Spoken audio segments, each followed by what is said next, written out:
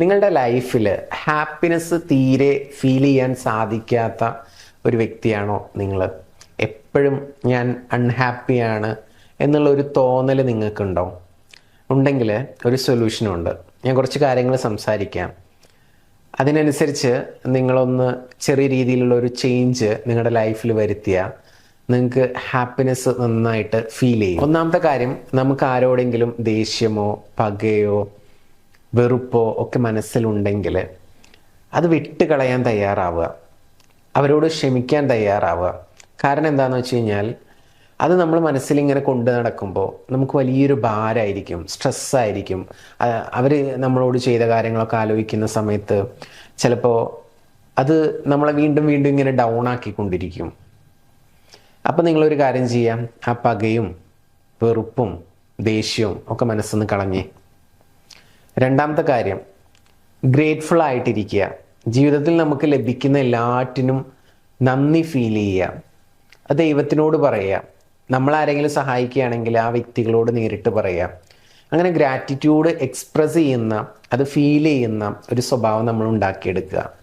അപ്പോൾ നമുക്ക് കുറച്ചുകൂടി പോസിറ്റീവായിട്ടുള്ള രീതിയിൽ ഈ ഒരു ലൈഫിനെ കാണാനായിട്ട് പറ്റും. പിന്നെ മൂന്നാമത്തെ ഒരു കാര്യം എന്ന് പറയുന്നത് വളരെ പ്രധാനപ്പെട്ടതാണ്. നമ്മുടെ കയ്യിലല്ല കൺട്രോള്. അങ്ങനത്തെ കുറേ കാര്യങ്ങളുണ്ടായിരിക്കും. ആ കാര്യങ്ങളിൽ നമ്മൾ ഒത്തിരി പ്രതീക്ഷ വെക്കുക. അങ്ങനെ പ്രതീക്ഷ വെക്കുന്ന സമയത്ത് ചിലപ്പോൾ നമുക്കത് നേടാൻ പറ്റിയിട്ടില്ലെങ്കിൽ മറ്റൊരാളുടെ നിയന്ത്രണത്തിലായിരിക്കും, അത് കൺട്രോളിലായിരിക്കും. അപ്പോൾ നമ്മൾ കൂടുതൽ ദുഃഖത്തിലോട്ട് പോകാൻ ചാൻസ് ഉണ്ട്.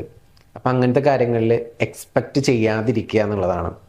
നമ്മുടെ കൺട്രോളിലുള്ള കാര്യങ്ങളിൽ മാത്രം നമ്മൾ പ്രതീക്ഷ വെക്കുക. കാരണം നമ്മൾ ഇന്ന കാര്യം ഇങ്ങനെ ചെയ്തു കഴിഞ്ഞാൽ അത് നടക്കുന്നു, നമുക്കൊരു കോൺഫിഡൻസ് ഉണ്ടാവും. പക്ഷേ വേറൊരാളുടെ സഹായത്തോടു കൂടിയാണ് നേടേണ്ടതെങ്കിൽ അതിൽ ഒരുപാട് പ്രതീക്ഷ വെക്കുമ്പോൾ ഭയങ്കര പ്രശ്നമാണ്, നമ്മൾ സാഡായി പോവും.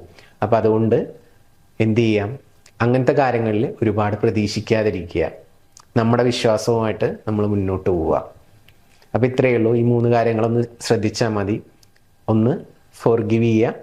2, ഗ്രാറ്റിറ്റ്യൂഡ് നന്നായിട്ട് ഫീൽ ചെയ്യുക. 3, മറ്റുള്ള വ്യക്തികളിലാണ് കൺട്രോളെങ്കിൽ അതിലൊരുപാട് പ്രതീക്ഷ വെക്കാതിരിക്കുക. ഓക്കെ. ഇനി നിങ്ങൾക്ക് ലോ ഓഫ് അട്രാക്ഷനെ കുറിച്ച് കൂടുതൽ പഠിക്കാൻ ആഗ്രഹിക്കുന്നുണ്ടെങ്കിൽ പ്രാക്ടിക്കലായിട്ടുള്ള ഗൈഡൻസും കാര്യങ്ങളൊക്കെ ഉണ്ട്.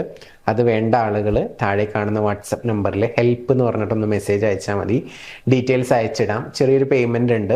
അപ്പോൾ ഇൻട്രസ്റ്റ് ആയിട്ടുള്ള ആളുകൾ ആ കോഴ്സിലോട്ട് വരിക. നമുക്ക് ലോ ഓഫ് അട്രാക്ഷനെ കുറിച്ച് ഡീറ്റെയിൽഡ് ആയിട്ട് പഠിക്കാം, പ്രാക്ടിക്കലായിട്ട്. അപ്പോൾ നിങ്ങളുടെ ലൈഫിൽ നിങ്ങൾ ആഗ്രഹിക്കുന്ന എല്ലാ കാര്യങ്ങളും നേടാൻ വേണ്ടിയിട്ട് ഈ ലോ ഓഫ് അട്രാക്ഷൻ എങ്ങനെയാണ് കൃത്യമായിട്ട് ഉപയോഗിക്കുക എന്നുള്ളത് പഠിപ്പിച്ചു തരാം. ഓക്കെ.